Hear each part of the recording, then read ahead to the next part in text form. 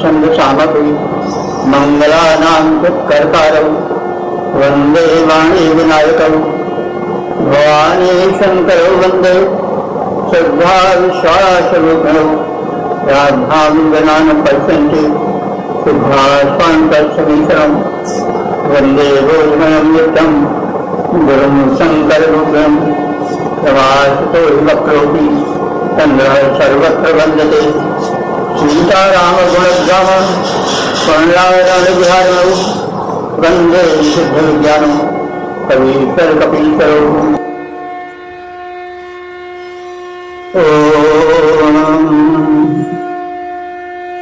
वेद प्रेमियों, सुधी श्रोताओं,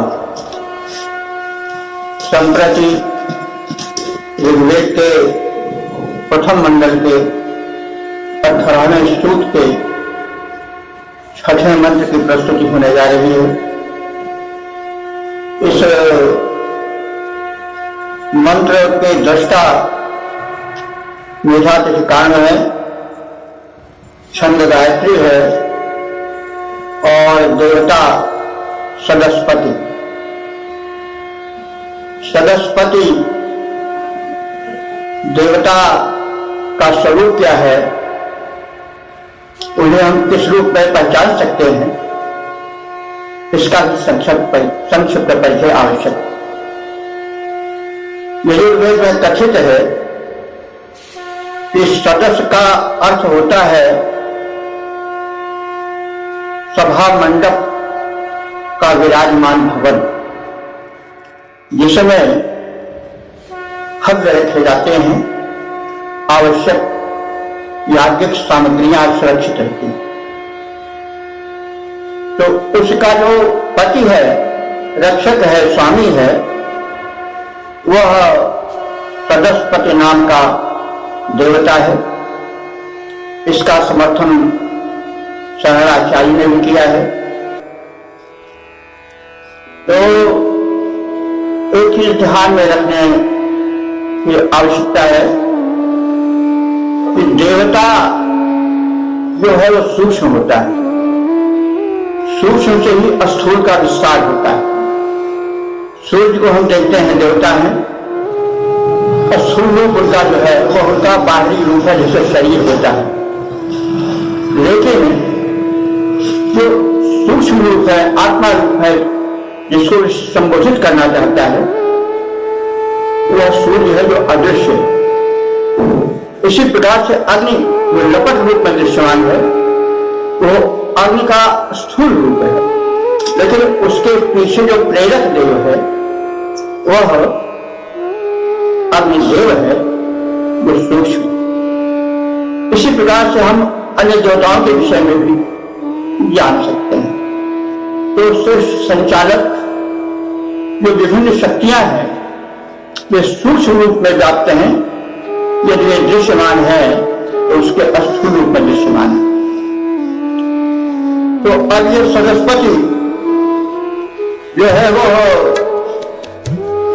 इन 4 मंत्रों में, जो इस सूक्त के अंतिम मंत्र हैं, उसमें उन्हें देवत्व प्राप्त है और उनमें अग्नि जैसे गुण झलकते हैं। महाराज संस्कृत ने कहा गया है जो अग्नि का विशेषण है, सभी शब्द जो है विशेषणात्मक होते हैं, विशेषता बोधक होते हैं, किंतु जो अर्थ झलकता है वो अग्नि का ही द्योतन करता है। और सदस्पति को अगर हम चाहें तो सतरूप यानी सद्भावना के रक्षक हैं, स्वामी हैं, प्रेरक हैं, तो भी अर्थ अच्छा बैठता है। वह देवता जो सद्भावनाओं को, सद्बुद्धियों को मानव में प्रेरित करता है, जो सदस्पति है, ऐसा भी अर्थ किया जा सकता है। तो अब हम इस मंत्र के शीर्षक को देखें। शीर्षक होगा बुद्धि हेतु प्रार्थना। बुद्धि हेतु प्रार्थना। देखिए बंधुओं, मनुष्य में ना तो सिंह की तरह प्रचंड पराक्रम है, न हाथी की तरह प्रबल बल है, न हिरण की तरह भागने की शक्ति है। वो तमाम विशेषताओं से चुना है या अल्प है सृष्टि में, किंतु उसके पास एक ऐसी वस्तु है जो उसको सर्वश्रेष्ठ बनाती है। वह है बुद्ध। बुद्ध के बल से आज वो सबका सम्राट बना हुआ है। सभी शक्तिशाली जीव उससे प्राणों की और संरक्षण की भिक्षा में। तो बुद्ध बड़ी चीज है। इसी बुद्ध की याचना गायत्री मंत्र में भी है, धीमंत हो गया। तो बुद्ध नहीं रहेगी तो मनुष्य बुद्धू रहेगा, यानी उसकी शक्ति अत्यंत सीमित हो जाएगी और वो भी शिकार हो जाएगा। जैसे हिरण वगैरह होते थे वो तो बड़ी आसानी से शिकार हो जाएगा, वो भाग सकता है घोड़ी की तरह, न हाथी की तरह दौड़ सकता है, न प्रचंड पौरुष दिखा सकता है अगर बुद्ध न हो तो कहने के तात्पर्य कि बुद्ध की परम आवश्यकता है और सदस्पति देव से बुद्ध की प्रार्थना इस मंत्र में है। अब हम मंत्र को देखें। सदस्पतिमद्भुतम् प्रियमिन्द्रस्य काम्यम् शनिं मेधाम्ययास्तिशम्।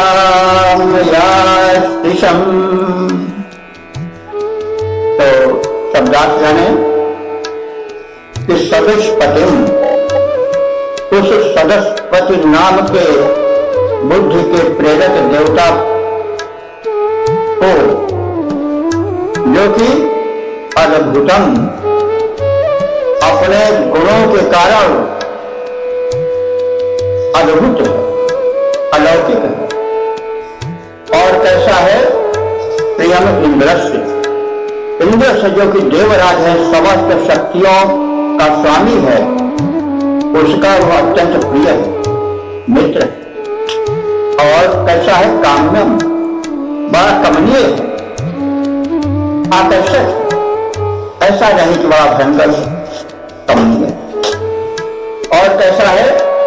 संयम, संयम माने बुद्धि और संपत्ति का प्रदाता है।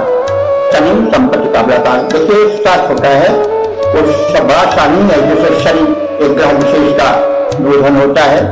संयम, संयम माने संपत्तियों का, समृद्धियों का प्रदायक। तो ऐसे देव से मेधाम, मेधाम माने बुद्धि को, धारणा शक्ति को, अयाशिषम, मैं ऋषि या प्रार्थी मांगता हूं, याचना करता हूं, अयाशिषम। तो हम इसको इस प्रकार से फिर एक बार देख लें। वो सरस्वती देव जो कि अपने गुणों के कारण अद्भुत है और अद्भुत होते हुए भी वो कमनीय है, और जो दिव्य शक्तियों का सम्राट है, उस इंद्र का वो अत्यंत प्रिय है, नजदीकी है, सखा है। और संयम विविध वैभवों का, संपत्तियों का प्रदायक है। ऐसे समर्थ सरस्वती देव से मैं बुद्ध की याचना करता हूं। तो एक बार फिर सपाट रूप में अर्थ देख लें। मैं आराधक, उपासक, सदस्पति नामक देवता से सद्बुद्धि मांगता हूं। मैं उन अद्भुत गुणों से युक्त की प्रार्थना करता हूं जो इंद्र के प्रिय सखा है, कमनीय है और धन प्रदायक है। तो इस प्रकार से हम इसके सामान्य अर्थ बोझ के पश्चात इसके छंदोबद्ध प्रारूप को सुनेंगे। सदस्पति संगत सुदेव, सदस्पति संगत सुदेव, मैं करता विनय तुम्हारी, तुम हो अद्भुत गुणधारी, तुम हो अद्भुत गुणधारी।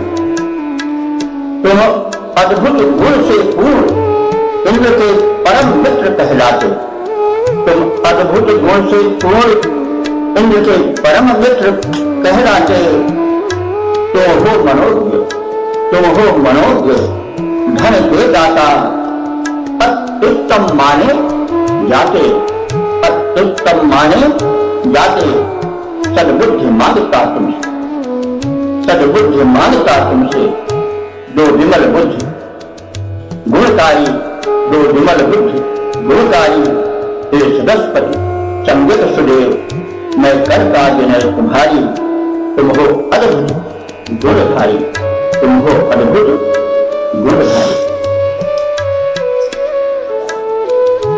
आत्मन श्रोता हूं।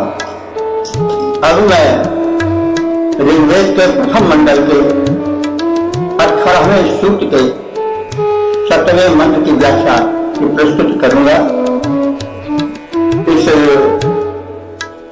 मंत्र के दृष्टा ऋषि है मेधातिथि कांड, छंद गायत्री है और देवता सरस्वती हैं, जिनका परिचय अभी दिया जा चुका है। इन देव से बुद्धियों को शुभ कर्म में प्रेरित करने की याचना है और बुद्धियां शुभ कर्मों में जुड़े, ये इस मंत्र का शीर्षक है। मंत्र का पाठ कर लें। यस्माद्ऋतेन सिद्ध्यति यज्ञो विपश्चितश्चन् तर्हीणां योगमिन्वति। ओम। अब हम इसके शब्दार्थ को जानें। यस्माद्ऋते, जिसके बिना न सिद्ध्यति, नहीं सिद्ध होता है। क्या? यज्ञ, यज्ञ शुभ कर्म। विपश्चितश्चन, विपश्चित होते हैं बुद्धिमान को, ज्ञानी को। तो विपश्चित जो ज्ञानी है, चन माने भी, उनका भी यज्ञ नहीं सफल होता। कहने को तो सामान्यों का तो बात अलग है। जो ज्ञानी है, बुद्धिमान है, समर्थ है, उनका भी यज्ञ जब तक सरस्वती देव की कृपा नहीं होती तब तक सिद्ध नहीं हो पाता है। तो ऐसा समर्थ देव स माने सब वह घी नाम, घी माने बुद्ध, और घी नाम बुद्धियों को क्या करे? योगम इन्वत, योग से इन्वत माने जोड़ दे। पैसा योग यानी धन का योग, सम्मान का योग और योगक्षेम जो तरह तरह के हैं, उन सब से वह इन्वत माने जोड़ देता है व्यक्ति की बुद्धि को। इसलिए वो हम सबकी बुद्धियां भी शुभ से जोड़े। तो इसका अर्थ इस प्रकार से होगा कि जिस सरस्वती देवता के बिना ज्ञानी जन को शुभ कर्म रूपी यज्ञ की सफलता में सिद्धि नहीं प्राप्त होती है, वही जो समर्थ सरस्वती देव हैं, वे सबकी बुद्धियों को शुभ से जोड़ते हैं। वे हमारी बुद्धि को भी शुभ से, कल्याण से जोड़ें। तो यह तो पावन रक्षा हो गई, बुद्धियों को शुभ से जोड़ने की प्रार्थना है। तो एक बात ध्यान देने योग्य है कि बुद्धि मिल जाना ही पर्याप्त नहीं। बुद्धि यदि उपथगामी हो गई तो वो अपना भी संहार कर देगी और परिवार का, समाज का, राष्ट्र का अहित करेगी। बुद्धि सद्बुद्धि की ओर प्रेरित हुई तो राम बन जाता है व्यक्ति, और अगर वो उपथ पर गई तो पीड़न की ओर झुकी तो वह रावण बना देती। तो इसलिए ऋषि ने बुद्ध की याचना करने के पश्चात सदस्यपति देव से यह प्रार्थना की, वो बुद्धि देकर ही न रह जाए, बल्कि हमारे बुद्धियों को सत्य से जोड़े, कल्याण से जोड़े, अन्यथा वो बुद्धि जो है वो नकारात्मक हो जाएगी और समाज के लिए अहितकर हो जाएगी, मंगलमय नहीं लग जाएगी। तो इस प्रकार से प्रार्थना इस मंत्र में की गई है और प्रेरणा दी गई है कि मनुष्य बुद्धिमान बने, बुद्धि ही उसका सबसे बड़ा धन है, लेकिन उसकी बुद्धियां शुभ की ओर चलाई लगी रहें और वो शुभ ही को सोचे, शुभ ही को करे, शुभ ही को संतुष्ट करे, शुभ में रहे, शुभ में सबको रखे। तो शुभ की प्रार्थना बुद्धि में प्रविष्ट हो, इसकी याचना ऋषि ने की है और शुभ में संलग्न रहने की जो है प्रेरणा भी दी है, संदेश भी दिया। अब इस मंत्र के छंदोबद्ध रूप का भी दर्शन करने, तत्प्रेरणा सरस्वती हमको सदा दिलाएं, सत्प्रेरणा सरस्वती हमको सदा दिलाएं, वह बुद्धियों को हमारी सत्कर्म में लगाएं। सत्प्रेरणा सरस्वती हमको सदा दिलाएं, वो बुद्धियां हमारी सत्कर्म में लगाएं। जब तक न प्रेरणा बल मिलता है देवता का, पूरा न कार्य होता ज्ञानी भले कहें, पूरा न कार्य होता ज्ञानी भले कहें। वह बुद्धियां हमारी सत्कर्म में लगाएं, पूरा न कार्य होता ज्ञानी भले कहें। शुभ से सदा ही जोड़ें, शुभ में सदा लगाएं, शुभ से सदा ही जोड़ें, शुभ में सदा लगाएं। सत्प्रेरणा सरस्वती हमको सदा दिलाएं, तो बुद्धियां हमारी सत्कर्म में लगाएं, तो बुद्धियां हमारी सत्कर्म में लगाएं। व्यात्मन सुबह श्रोताओं, वेद मंत्र के श्रोता अब हम आपके समक्ष ऋग्वेद के प्रथम मंडल के 18वें सूक्त के 8वें मंत्र की व्याख्या की प्रस्तुति करेंगे। इस मंत्र का जो छंद है वो गायत्री है, मंत्र दृष्टा ऋषि मेधातिथि काण्ड है और देवता सरस्वती। तो इस मंत्र में सरस्वती देवता से प्रार्थना की गई है कि वे शुभ सत्कर्मियों के सहायक बने। इसका हम शीर्षक इस प्रकार से देख सकते हैं, शुभ कर्म और सत्कर्मियों के सहायक सरस्वती। अब मंत्र का पाठ करें। आधृत्नोति ओम आधृत्नोति हरिष्कृतं प्राञ्चं प्रोत्तध्वरम् होत्रा देवेषु गच्छति। अब शब्दार्थ जाने। आधृत्नोति का खंड होगा आधृत्नोति। आध माने तदनंतर, यानी प्रार्थना सुन लेने के पश्चात। ऋधनोति माने समृद्ध करता है, इसलिए समृद्ध करे। हरिष्कृतिम कहते हैं हव्य सामग्री।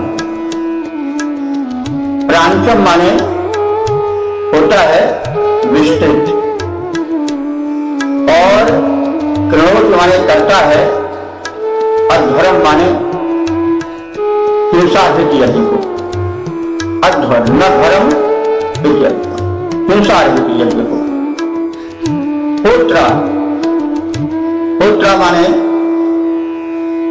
हव्य काल में, यज्ञ काल में प्रार्थना जो की जाती है उसे देवेषु गच्छति, देवों में लेकर जाता है। तो सामान्य शब्दार्थ हो गया। अब हम देखें कि यह संबंधित शब्दार्थ किस रूप में अर्थवाहक है। तो जो सरस्वती देव है वो क्या करता है, आज माने प्रार्थनाएं सुन लेने के पश्चात हविष्कृतिम, हविष्कृतिम माने हव्य सामग्री को संचित करने वाले यजमान को ऋधनोति, धन धान से समृद्ध करता है। और अध्वरम प्रांचम प्रहोति, हिंसा रहित यज्ञ का विस्तार करता है। होत्रा देवेषु गच्छति, जो प्रार्थनाएं हवन काल में की जाती हैं उनको लेकर के वह देवी शक्तियों के पास, देवों के पास पहुंच जाता है। तो इसका सामान्य अर्थ एक बात करिए, जिसमें देख लें, श्रेष्ठ विद्वानों की सभा का सभापति वह सरस्वती शुभ कर्म कर्ता के कर्म साधनों में वृद्धि करता है। हिंसा रहित यज्ञ की अभिवृद्धि करता है।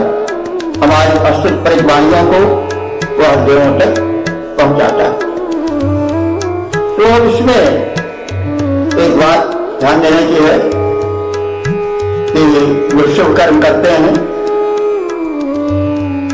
वह यज्ञ के नाम से जाना जाए, वो चाहे जिस रूप में शुभ कर्म हो, लेकिन वो शुभ कर्म जो है अध्वर हो।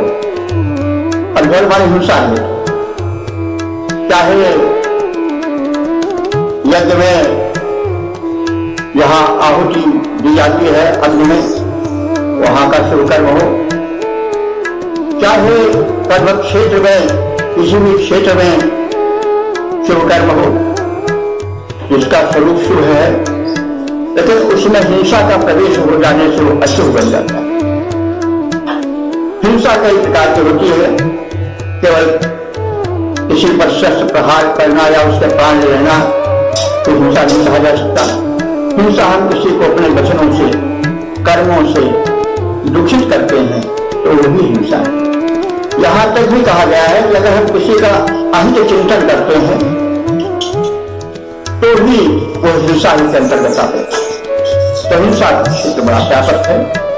तो हम शुभ कर्म करें, लेकिन शुभ कर्म जो है उसमें हिंसा की भावना मन वचन कर्म से कभी नहीं आने पाए, तभी वो शुभ कर्म कर्म रह जाएगा। थोड़ा यह हम पहले गीता के प्रसंग में तो कोई अंतिम दंड होगा। गीता में कर्म विकर्म, कर्म अकर्म और विकर्म बताया गया। उसमें भगवान उसने बताया है कि जो किया जाता है वो कर्म है, लेकिन कर्म कोई भी न तो अच्छा है न बुरा। वो कर्म अच्छा तब होता है जब वो अकर्म हो जाता है। जैसे कोई गलत काम हो रहा है,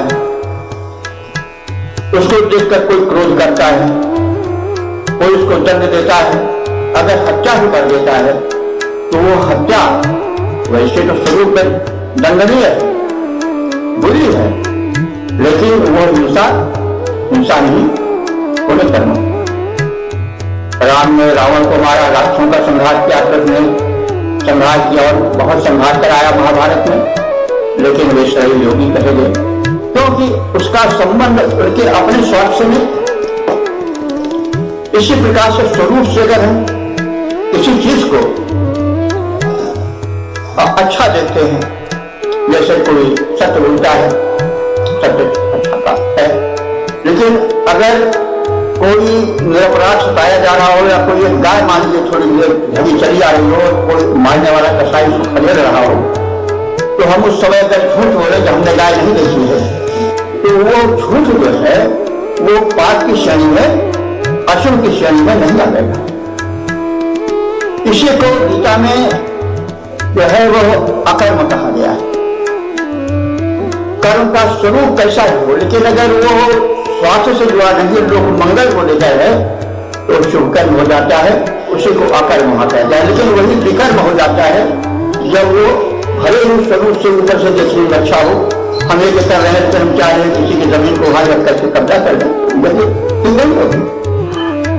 हम कोई बहुत बड़ा उपयोग कर रहे हैं, दिखावे में सारी कर्म कर रहे हैं, लेकिन अगर उसके पीछे हमारी दुर्भावना है तो वो शुभकर्म नहीं कहा जाएगा। इस तरह से पहले मतलब हुआ कि हिंसा तब हो जाएगी जब वह कर्म विशेष किसी के क्षुद्र स्वार्थ से जुड़ जाएगा और जिसका परिणाम लोगों को कारण मिलेगा। तो यह आवश्यक हुआ यहां पर व्यक्त कर देना कि कर्म अपने स्वरूप से न तो अच्छा होता है न बुरा होता है, उसका फल क्या होता है, वो किस नियत से किया गया है, किस भावना को रख करके किया गया है, यह मुख्य है। और यही गीता का अकर्म योग है। और विकर्म वही कर्म हो जाता है, एक ही कर्म अकर्म हो जाता है और विकर्म भी हो जाता है। तो इसलिए यहाँ अध्वर शब्द की व्याख्या कर दी गई। कोई भी कर्म हो, ऐसा भी हो, लेकिन वो ध्वर माने हिंसा की भावना से भरा हुआ न हो, किसी को सताने की भावना से, किसी के धन को हड़पने की भावना से, लोग का शोषण करने की भावना से न जुड़ा। तो जो चतुष्पति है वो भी उन्हीं का सहायक होता है, जो यज्ञ तो करते हैं, अध्वर करते हैं, लेकिन उस समय लोग कल्याण करता है। तो यह समझिए कि हम सब ऊपर से कर रहे हैं, माला जप रहे हैं, लेकिन मन कहीं दूसरी जगह है, गलत काम में उद्देश्य हमारा गलत है, तो फिर जो सरस्वती देव है, जो विशेष है, वो हम पर प्रसन्न होगा। तो इस प्रकार से हमारे विचार से अब इस अध्वर का कर्म के स्वरूप का स्पष्टीकरण हो गया होगा। और इस प्रकार से हम फिर से देख रहे हैं तो श्रेष्ठ विद्वानों की सभा का सभापति और सदस्यपति जो शुभ कर्म कर्ता के कार्य साधनों में वृद्धि करता है, हिंसा यज्ञ की अभिवृद्धि करता है, वो हमारी परिवारों को देवी शक्तियों तक, देवों तक पहुंच जाए। और इसका हम शब्द को जरूर देखें। वेदुर समाज का प्रतिनिधि बन जो सभा पतित्व ग्रहण करता, वो सरस्वती मंगलकारी, प्रेरणा सदा शुभ की हरता। जो शुभ संकल्पित है, जो शुभ संकल्पित है, उनके साधन में वृद्धि किया करता। जो हिंसा रहित यज्ञ करके उनके विघ्नों को है हरता। हम सबकी स्तुतियों को देवों तक पहुंचाता रहता, हम सबकी स्तुतियों को देवों तक पहुंचाता रहता।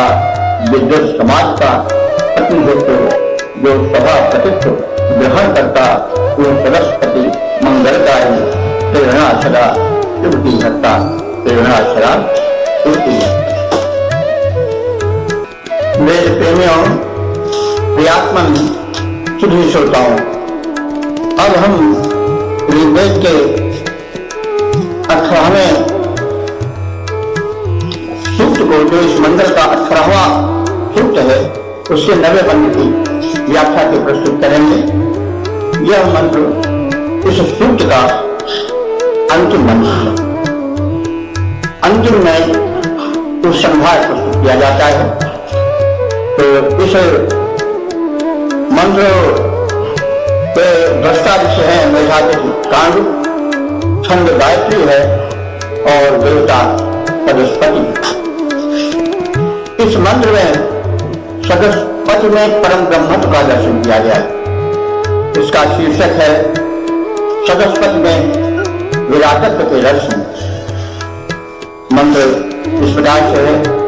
ओम नराशंसं सुदृष्टमं भव्यं सप्रथस्तमं दिवो न सद्म मखस्मं दिवो न सद्म मखसम।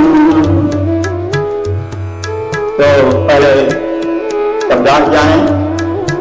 नराशंसं मनुष्यों द्वारा प्रशंसित अस्तुत्य। सुधृष्ट मम का अथवा ब्रह्मांड को धारण करने में सर्वाधिक सक्षम। सुधृष्ट मम ब्रह्मांड के धारण में सर्वाधिक सक्षम।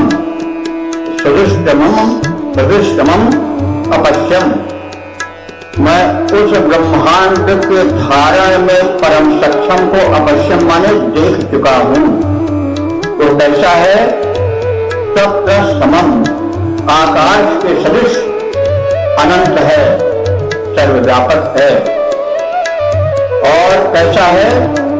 दिवोना माने द्विलोक के समान। न जो है यह समान बोधक अर्थ होगा, जैसे पहले भी कई बार कहा जा चुका है कि न शब्द जो है वो निषेधार्थक भी है और समानार्थक भी। यदि वह संज्ञा शब्द के पहले आता है तो नकारात्मक अर्थ देता है, और यदि बाद में आता है तो समानार्थक अर्थ देता है। जैसे न पुत्र के पहले आने से न पुत्र माने पुत्र नहीं है, और बाद में पुत्र न कहा जाए तो पुत्र न माने पुत्र के समान। तो यहां पर दिवो न आया तो द्विलोक के समान। तो द्विलोक की क्या विशेषता है? वह परम प्रकाशित है। सूर्य आदि तेजस्वी प्रकाशित नक्षत्र द्विलोक में है। द्विलोक को सर्वलोक भी कहा जा सकता है। तो द्विलोक के समान प्रकाशित है। और कैसा है? सद्म माने भवन है। इस चीज का भवन है मखसम, अत्यंत शुभ कर्मों का।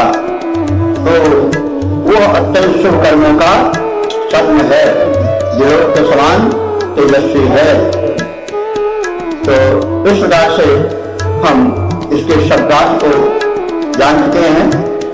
वो ब्रह्म नराशंस है, मनुष्य द्वारा तो बृहस्पति जो रहा विराटत्व में देखा जा रहा है वो नराशंसम है, मनुष्य द्वारा प्रशंसित है। और कैसा है? वो सुधृष्टमम संपूर्ण ब्रह्मांड को धारण करने में सक्षम है। और कैसा है? सप्रथमम आकाश के सदृश अनंत और सर्वव्यापक है। और कैसा है? वह द्वियोना द्विलोक के समान सद्म मखसम तेज का आश्रय है। तो इस प्रकार से इसका हम अगर सपाट कर देखें तो मैं उस परब्रह्म परमेश्वर को ध्यान में देख चुका हूं, जो मनुष्यों द्वारा प्रशंसित और अस्तुत्य है, जो ब्रह्मांड को धारण करने में सर्वाधिक सक्षम है, जो आकाश के सदृश अनंत और सर्वव्यापक है। ऐसे द्विलोक के समान तेजस्वी उस सदस्पति को हम देख चुके हैं, उसके रहस्य को जान चुके हैं।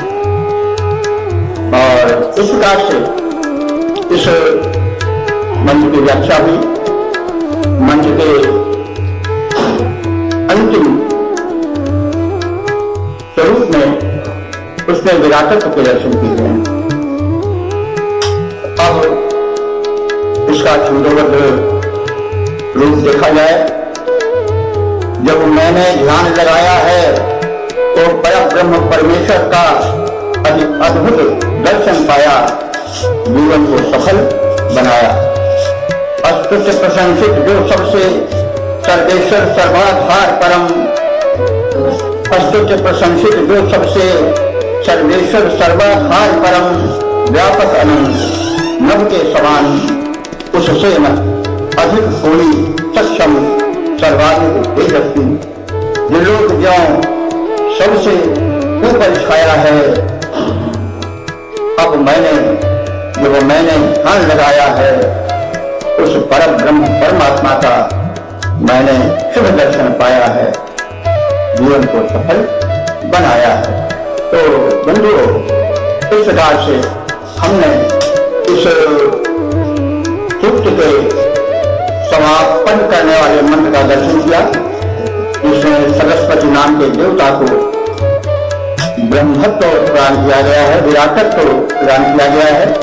और वैदिक ऋषि जिस देवता की प्रार्थना करते हैं उसके महात्म को उजागर करते समय तमाम विशेषण जोड़ देते हैं। स्वाभाविक भी है, हम जब किसी को आवाहित करते हैं, बुलाते हैं, तो प्रार्थना करते हैं और उसके गुणों को प्रकाशित करते हैं, उसे सर्वश्रेष्ठ निपटाने की चेष्टा करते हैं। ये नहीं कहते कि आपके ऊपर और कोई है। तो ये एक सामान्य शिष्टाचार है और इस प्रकार से वेद मंत्र या ऋषि हमको यह भी देता है कि आप जब किसी को बुलावें, स्वागत करें, तो उसकी प्रशंसा करें और उसको सर्वोत्तम बतावें। यह बताने की आवश्यकता नहीं कि आपसे तो ऊपर बहुत से लोग हैं, आप कौन होते हैं, उनसे तो आप नीचे ही हैं, यह कहेंगे तो आप बिगड़ जाएंगे।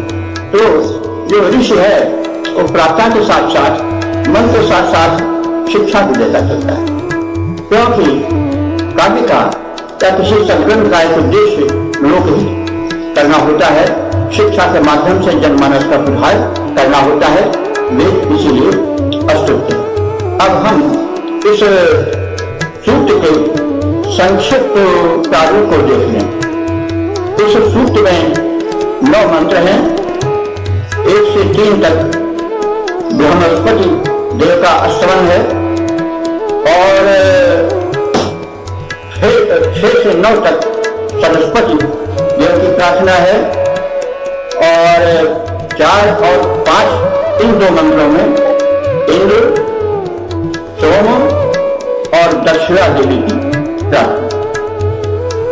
तो इस प्रकार से इस मंत्र में देवी नहीं देव शक्तियां और देवी शक्तियां दोनों का स्तवन है, दोनों से सद्बुद्धि की प्रार्थना है, दोनों से सक्षमता की विनय है, लोक कल्याण की विनय है और उनमें अद्भुत गुणों का समावेश बताया गया है। इसमें एक बात अध्वर शब्द आया है, उस अध्वर शब्द पर हम फिर कुछ कहेंगे, कहना आवश्यक भी है। अध्वर यज्ञ के रूप में आता है, उसका पर्यायवाची बनकर आता है और यह सूचित करने के लिए आता है कि यज्ञ जो है हिंसा हो, ध्वर करके हिंसा हो। अध्वर माने अमृत निषेध आ जाता है, तो अध्वर माने हिंसा हो। जो यज्ञ हो, चाहे वो आहुति रूप में हो, सोम यज्ञ आदि तमाम विषय यज्ञ होते हैं उस रूप में हो, और चाहे वो शुभ कर्म लोक क्षेत्र में यज्ञ हो रहा हो, उसको भी यज्ञ कहा गया है, तो वो सब हिंसा है, उसमें दुर्भावना न हो। और एक चीज और बंधु कह रहे, वेद हमारा जो है परम पुनीत है, लोक मंगल के लिए ईश्वरीय संदेश है, लेकिन कुछ उपेक्षित इसलिए हुआ बाद में कि जो यज्ञ है जिसको बार बार याद दिलाता हूँ, सकालदर्शी है, वो जानता है, भगवान भी जानते हैं मनुष्य की प्रवृत्ति को, वो बड़ी लोभी होती है, बड़ी साक्षी होती है, इसलिए वो पहले से ही अध्वर शब्द का प्रयोग करते आ रहे हैं कि आप जो यज्ञ करें उसमें ध्वर न हो, हिंसा न हो, अध्वर रहे, उसका यह स्वरूप बना रहे। लेकिन मनुष्य में कुछ प्रवृत्तियां होती हैं, वो त्रिगुणमयी है, 17 सब तीनों से वो प्रेरित होता है, तो इसलिए उसमें कुछ बातें कमी रूप में आ जाती हैं जो बाद में अधिकतर विस्तृत होती हैं। तो वही हुआ ध्वर शब्द से आया, अब वो ध्वर जो है हिंसा वाला हो गया यज्ञ का स्वरूप, और उस अध्वर को लोगों ने हिंसा पूर्ण बना दिया, उसमें पशु जो है काटे जाने लगे और यहाँ तक कि मनुष्य भी यूप में बांधे जाने लगे, इसका यहाँ तक रूप हो गया। और ये देखिए यज्ञ करने वालों पर हंसी आती है तो भैया तो वो भेड़ बकरों को सीधे साधे को काहे को बांध देते, शेर की बड़े चढ़ावे तक जाने, लेकिन सिंह को पूछे न कोई कभी, बड़े बकरे भी चढ़ाए गए और दूध पिलाए गए अखबर, केचुए कटिए में लगाए गए। कबीर की ही जब की रही रीति, यहाँ सीधे सदा ही सताए गए। तब टेढ़े खड़े रहते वन में, पर सीधे पर आए चलाए गए। तो मनुष्य की प्रवृत्ति है जो जब तमोवृत्ति से ग्रस्त हो जाती है तो वो विकृत हो जाती है। तो जब यज्ञ को खचीला बना करके जो एक पुरोहित वर्ग था वो जो है वो हिंसा का प्रवेश उसमें करने के लिए राजा लोग मांसाहारी होते भी थे, उनको किसी हद तक शिकार करने की और मांसाहार की अनुमति भी दी थी शास्त्रों में, क्योंकि उनको भी दोनों हिंसा करना पड़ता है, निशाना साधना पड़ता है। तो इसलिए थोड़ी छूट देती गई, लेकिन उनको प्रसन्न करने के लिए और उसको व्यापक बनाने के लिए और पेचीदा बनाने के लिए लोगों ने उसमें हिंसा का प्रवेश कर दिया। इसलिए यज्ञ जो है वो निंदित माना गया और यज्ञ के साथ जो देवता थे वे क्षीर मानी गए। इनका जो सर्वोत्कृष्ट देवता था वो बड़े ऊंचे धरातल पर ला दिया गया। तो जो वेद विरोधी थे कोई आवश्यक नहीं वो वेद का संपूर्ण ज्ञान प्राप्त किए हों, वे केवल देखे कि यज्ञ हो रहा है और यज्ञ के विद्वान उसको करा रहे हैं, वेद के विद्वान करा रहे हैं, तो उन्होंने समझा कि यज्ञ ऐसे ही होता होगा, वेद यही है, इससे हिंसा है। तो उस हिंसा परक प्रारूप के कारण यज्ञों का विरोध हुआ, बौद्ध आदि धर्म विरोधी बनकर चले। उसका परिणाम जो भी रहा हो बात अलग की है, लेकिन यज्ञ जो है वो निंदित बन गया और उसके नाम पर वेद जो है वो उपेक्षित बन गया। वेद को लोग जो है वो ठीक से न समझने के कारण उसके ज्ञान कारण को उन्होंने नहीं समझा, जिसको पहले ध्यान दिया उन्होंने केवल संहिता में या फिर ब्राह्मण ग्रंथों में जो विकसित यज्ञ के स्वरूप है जिसमें कि हिंसा को प्रवेश कर दिया गया और कहा गया कि वैद की हिंसा हिंसा में हो, वेद में जो मार काट होती है वो फिर हिंसा नहीं होती, वो पशु को सीधे पशु योन से जाकर के मनुष्य योन में डाल देती। विरोध इसका हुआ भाई ऐसी बात है तो अरे ब्राह्मण देवता, अरे यज्ञ कराने वाले लोगों, अरे राजा लोगों, तुम अपने बूढ़े बाप को क्यों नहीं काट कर चढ़ा देती, तो सीधे चर्चा बेचारे दिन पशु को क्यों बांधते हो। तो विरोध तमाम लोग से हुआ। तो कहा हम ये चाहते हैं कि यज्ञ को हमेशा आर्थिक रूप में देखा जाए। जब यज्ञ का हिंसा पर रूप हो गया तो यज्ञ के साथ साथ वेद बदनाम हो गया, क्योंकि लोगों ने वेद की दुहाई लेकर के यज्ञों का करना कराना शुरू किया। तो वेद तो बहुत उत्तम है, इसमें संदेश है, इसमें दो मत नहीं है। वेद से ही सारे धर्म निकले हैं, चाहे वो देश के हों चाहे विदेश के हों, सारे धर्म वेद से ही प्रभावित है, सारी भाषाएं वेद से प्रभावित हैं। लेकिन कुछ एक कमी रह जाती है, उस कमी के कारण वेद लोगों की कुछ लोगों की दृष्टि में निंदित मान लिए गए। जिसको फुर्सत वेद पर है, देखा कि जहां कुछ है बस उसी को मान लिए और वेद को और इन राज देवताओं को वो जाकर के बिल्कुल नीचे पृष्ठभूमि पर डाल दिए। देवों को तो आहुति दी जाती और तमाम को दी भी नहीं जाती, इनकी कोई खास स्थापना मेरे विचार से नहीं होती। वर्ण को कलश के रूप में स्थापित किया जाता, अभी तो खैर आगे रखते हैं आज भी आहुति में।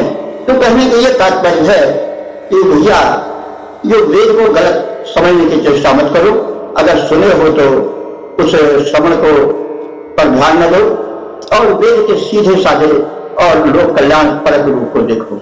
मेरा बार बार निवेदन है और मैं श्रोताओं से निवेदन करना चाहता हूं कि वे आत्म कल्याण के लिए और समाज कल्याण के लिए, लोक कल्याण के लिए, विश्व कल्याण के लिए वेद को सुने, वेद का पारायण करें और वेद में रुचि लें और जो उसका उज्ज्वल स्वरूप है उसे प्रकाशित करें। ये मेरी करबद्ध प्रार्थना है।